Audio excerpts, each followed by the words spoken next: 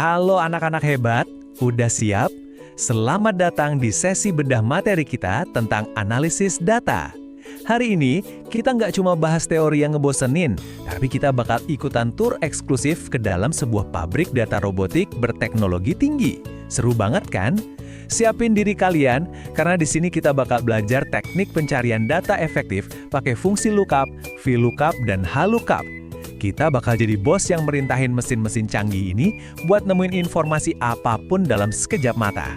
Yuk, langsung aja kita mulai. Biar nggak nyasar, ini peta tur kita hari ini. Ada 6 zona, mulai dari pengantar pencarian data efektif, konsep dasar fungsi lookup, lanjut ke cara menguasai fungsi VLOOKUP dan saudaranya si HLOOKUP. Nanti kita juga bakal bahas komparasi, plus jebakan referensi yang sering bikin error, dan ditutup dengan simulasi dan aktivitas praktek. Singkat, padat, jelas. Oke, kita langsung masuk ke zona pertama, pengantar pencarian data efektif. Coba kalian bayangin deh, seberapa raksasa sih ukuran data modern zaman sekarang, itu udah kayak lautan informasi yang luas banget. Kalau nyari satu data kecil aja, rasanya persis kayak nyari jarum di tumpukan jerami. Nah, gudang futuristik yang megah ini adalah gambaran dari wujud data di dalam komputer kita. Rak-raknya menjulang tinggi, penuh dengan ribuan bahkan jutaan kotak informasi. Terus, lihat ada drone pemindai yang seliweran itu kan? Hari ini kita bakal belajar semacam mantra ajaib atau rumus khusus buat ngendaliin drone-drone pencari otomatis ini. Kita yang pegang kendali penuh. Yang bikin menarik adalah perbandingannya nih. Coba lihat sosok di sebelah kiri yang kelelahan dan hampir tenggelam di bawah tumpukan kardus itu. Iya, itu adalah kita kalau harus nyari data secara manual. Udah lambat, gampang banget salah lagi. Sekarang bandingin sama lengan robot yang super efisien di sebelahnya. Mesin digital kita ini kerjanya secepat kilat dan tanpa ampun. Buat mereka, hasilnya cuma ada dua kemutlakan. Data ditemukan atau data tidak ditemukan. Nggak ada tuh yang namanya kayaknya sih ada di kamus mereka. Lanjut ke zona 2, konsep dasar fungsi lookup. Sebelum nyuruh-nyuruh robot, kita harus paham dulu logikanya. Gimana sih cara mesin ini tahu kotak mana yang harus ditarik? Gini, kata lookup itu pada dasarnya cuma berarti mendapatkan data tentang sesuatu. Nah, perhatiin kunci emas yang bersinar di capit robot itu.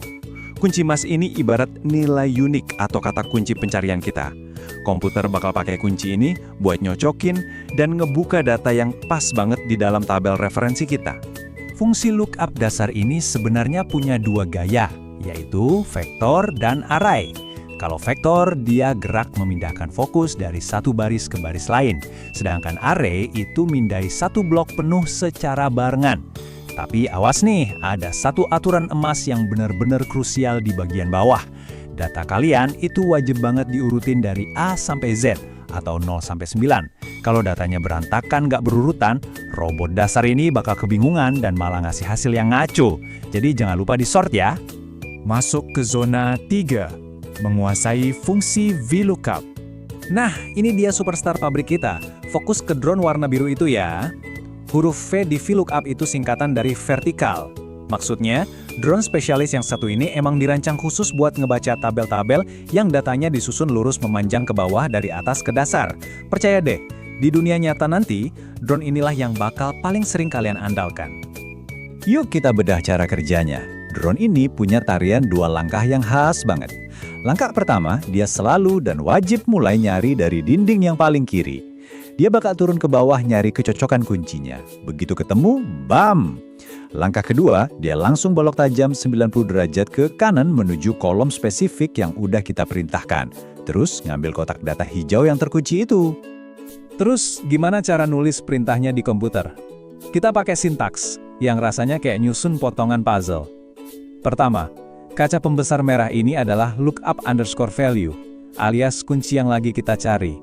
Terus peta biru itu table_array, yang mewakili seluruh area tabel referensi kita. Nah, tangga hijau dengan angka ini adalah call index 6, yang ngasih tahu robot harus melangkah ke kolom nomor berapa. Terakhir, papan target oranye itu range_lookup. Di sini biasanya kita ketik false, biar tembakannya tepat sasaran. Cari data yang benar-benar cocok 100%. Coba perhatiin pergerakannya, seru banget kayak nonton balapan. Komputer mulai scan vertikal ke bawah di kolom kode barang, ngelewatin B001, B002, dan hap, berhenti tepat di B003. Begitu targetnya kekunci, dia langsung eksekusi gerakan horizontal secepat kilat ke kanan menuju kolom kedua dan mengekstrak tulisan buku tulis dengan presisi sempurna. Eksekusi yang luar biasa dari VLOOKUP kan. Sekarang kita geser ke zona 4, menguasai fungsi HLOOKUP. Tata letak gudang tadi emang keren, tapi nggak semua tabel bentuknya memanjang ke bawah. Makanya kita kenalan sama saudara kandungnya VLOOKUP. Perhatiin robot derek kecil yang melaju di atas itu. Kalau tadi V itu vertikal, sekarang huruf H ini melambangkan horizontal. Jadi alih-alih nyari ke bawah, derek ini gerak menyamping buat mindai baris yang paling atas. Begitu dia nemuin kuncinya di atap tabel, dia bakal ngejatohin kailnya lurus ke bawah buat narik kotak data kalian. Jangan khawatir anak-anak hebat, sintaks HLOOKUP ini kembar identik sama VLOOKUP kok. Bedanya cuma ada di potongan puzzle ungu ini aja. Kalau tadi kita pakai column index, sekarang kita pakai row underscore index underscore 6. Artinya, kita tinggal ngasih perintah ke si derek berapa banyak baris dia harus nurunin kailnya ke bawah, bukan lagi berapa kolom gerak ke kanan. Super logis kan? Masuk ke zona 5 nih, komparasi dan jebakan referensi. Alat-alatnya udah kita kuasain, tapi saya punya satu peringatan keras. Kita bakal bahas jebakan mematikan yang sering banget menghancurkan hasil kerja para pemula. Ini ringkasan perbandingannya dulu ya. Ingat arah panahnya. VLOOKUP nyarinya menurun, lalu ke kanan, sedangkan HLOOKUP nyarinya menyamping, lalu ke bawah. Titik awal VLOOKUP di kolom terkiri, kalau HLOOKUP di baris teratas. Sebagai catatan buat di dunia nyata nanti, kalian bakal jauh lebih sering pakai VLOOKUP. Soalnya, mayoritas sistem komputer menyimpan data memanjang ke bawah. Nah, ini dia jebakannya. Lihat gembok emas raksasa di blok yang hijau itu? Jadi aturan mainnya gini. Pas kalian milih area tabel referensi, kalian wajib menggunakan referensi absolut. Caranya, tambahin simbol dolar. Kenapa penting banget?